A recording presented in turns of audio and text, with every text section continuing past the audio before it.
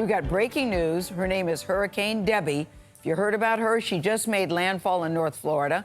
The storm has already slammed the Gulf Coast with heavy rains. Look at this, and flash flooding, very powerful winds. And they say that this is just the beginning. Georgia and South Carolina are also warned to brace for the hurricane's impact with potentially catastrophic rainfall if Debby stalls out. Catastrophic, never a good thing. We've got team coverage this morning. We're going to start with Tom Hansen.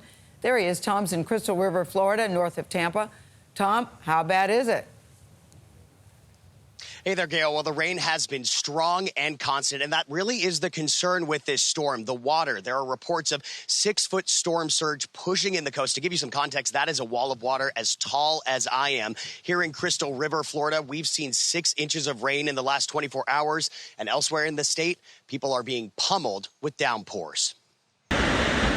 Debby strengthened into a Category 1 hurricane overnight, slamming coastal Florida with heavy rains, flash flooding, and sustained winds up to 75 miles per hour. This is about a 5-foot surge.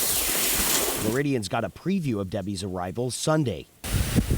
The island city of Cedar Key was lashed with sheets of rain. Meanwhile, 73 miles off Boca Grande, a small island town north of Fort Myers, Coast Guard crews rescued 2 boaters whose ship had lost its sail in the storm conditions.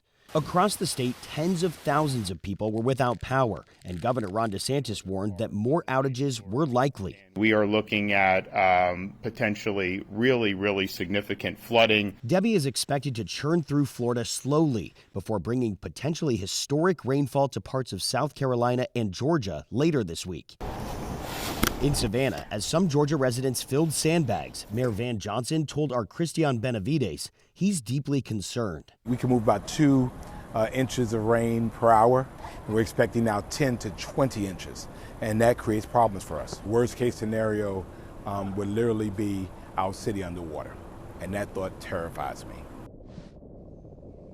And of course, one of the major concerns here is flash flooding. I want to give you an idea of this because this water has crept in since we got here this morning. You can see that it is about a foot of standing water here. And to give you some context, you should take that very seriously. That is all it takes to lift a car.